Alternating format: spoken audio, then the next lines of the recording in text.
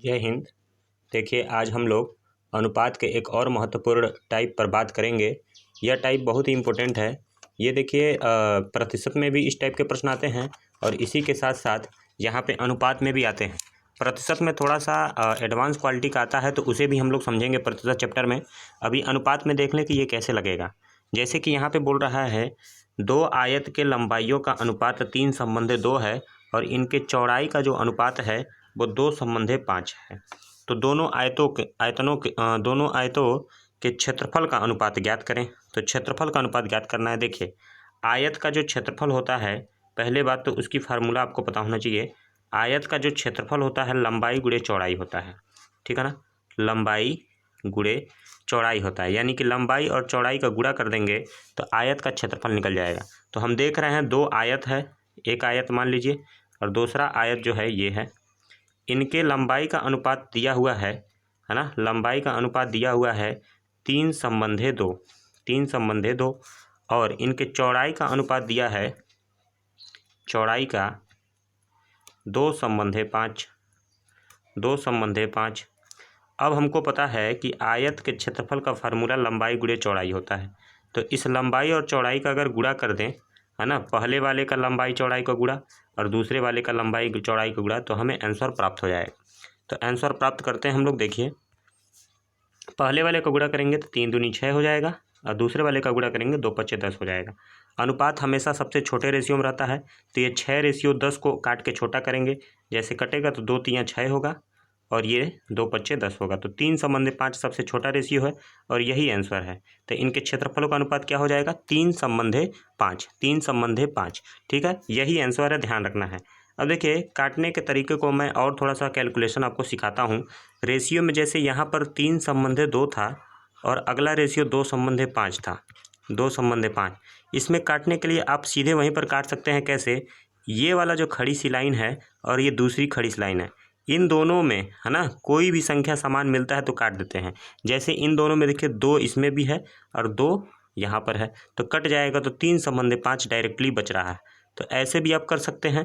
तो ज़्यादा शॉर्टकट करने की आवश्यकता नहीं की जाती है गणित में। जहाँ तक आप कोशिश करें, है ना, जिस तरीके से आप समझ में आए उसी तरीके को अपनाया करें। ठीक है, तो ये रहा आपका पहले का सॉल्यूशन। यानी कि जब भी क्षेत्रफल कहेगा तो 2 बार गुणा करना है आपको, 2 बार गुणा करना है। लंबाई चौड़ाई, लंबाई चौड़ाई, लंबाई चौड़ाई, लंबाई चौड़ाई, 2 बार ऐसे गुणा करना है। क्लियर है? आते हैं अगले सवाल की ओर। अगला सवाल है, 2 आयत की लंबाई का अनुपात 4 संबंधे 5 है और उनके चौड़ाई का अनुपात जो है वो 2 संबंधे 5 है। तो आयत के क्षेत्रफल का अनुपात ज्ञात करें। तो फिर आप देखेंगे कि लंबाई जो है वो दिया है 4 संबंधे 5 के अनुपात में। क्लियर है? और चौड़ाई जो दी गई है वो दी गई है 2 संबंधे 5 के अनुपात में। अब इनका हम क्या करेंगे? गुणा कर लेंगे। 4 दूनी 8 हो जाएगा और 5 पचे 25 हो जाएगा। ठीक है ना। ये आप किसी भी संख्या से दोनों को काट नहीं सकते, है ना, किसी भी संख्या से काट करके छोटा नहीं करना है।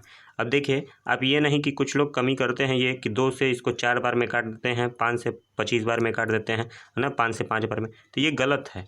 ये गलत इसलिए है क्योंकि आपने इसको 2 से काटा और 25 को 5 से काटना, जबकि काटना एक ही संख्या से चाहिए। ठीक है ना, एक ही संख्या से। तो इस चीज़ का ख्याल रखना है, काटना नहीं है। 8 और 25 अब कटने लायक नहीं है, इस चीज़ का ख्याल रखिए।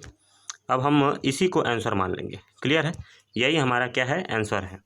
8 और संबंधे 25, ये हमारा क्षेत्रफल का रेशियो निकल गया है दोनों आयतों का। क्लियर है? तो दूसरा सवाल भी आपका सॉल्व हो गया। अगला सवाल त्रिभुज पर आधारित है, तो इसे देख लें। कहता है कि इन्हीं 2 त्रिभुज के आधारों का अनुपात 3 संबंधे 4 है और इनकी लंबवत ऊंचाई का अनुपात 2 संबंधे 3 है। तो ज्ञात करें इनके क्षेत्रफल का अनुपात। तो देखिए, किसी त्रिभुज का क्षेत्रफल की बात करें, अगर आधार और ऊंचाई दी गई है ना, किसी त्रिभुज के क्षेत्रफल की बात करें तो उसका होता है 1/2 आधार गुणे ऊंचाई, है ना, आधार गुणे ऊंचाई।